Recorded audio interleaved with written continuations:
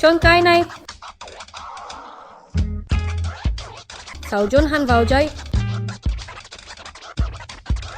Sao chôn hắn vào đây?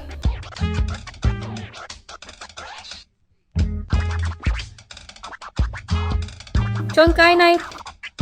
Chôn cái này. Sao cho chôn cái này?